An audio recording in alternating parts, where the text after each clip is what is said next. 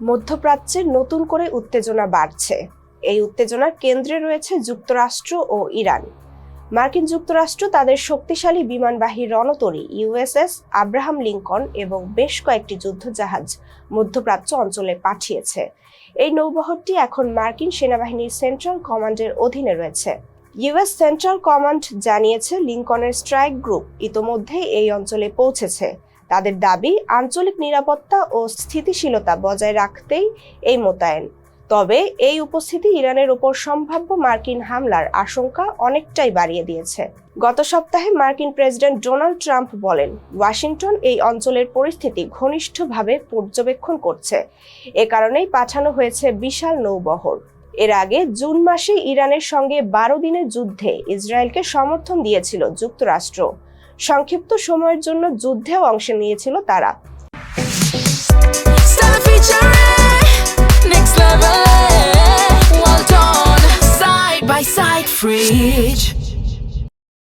যদিও ট্রাম্প সম্প্রতি ইরানের বিরুদ্ধে নতুন সামরিক হামলার হুমকি কিছুটা কমিয়েছেন, তবুও সেই বিকল্প পুরোপুরি বাতিল করেননি।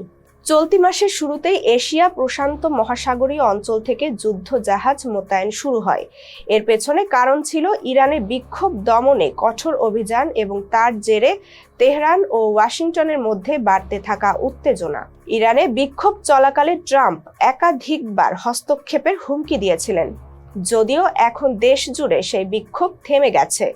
নৌবহরের পাশাপাশি পেন্টাগন পাঠাচ্ছে ফাইটার জেট এবং বিমান প্রতিরক্ষা ব্যবস্থা।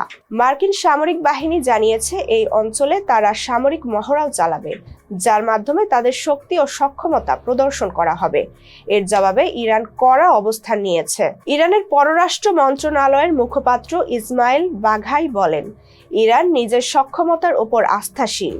ইউএসএস আব্রাহাম লিঙ্কনের কথা উল্লেখ করে তিনি বলেন, এই ধরনের যুদ্ধ জাহাজের আগমন ইরানের জাতীয় নিরাপত্তা রক্ষার সংকল্পে কোনো প্রভাব ফেলবে না। পৌশি মারিয়া, ফেস দ্য পিপল।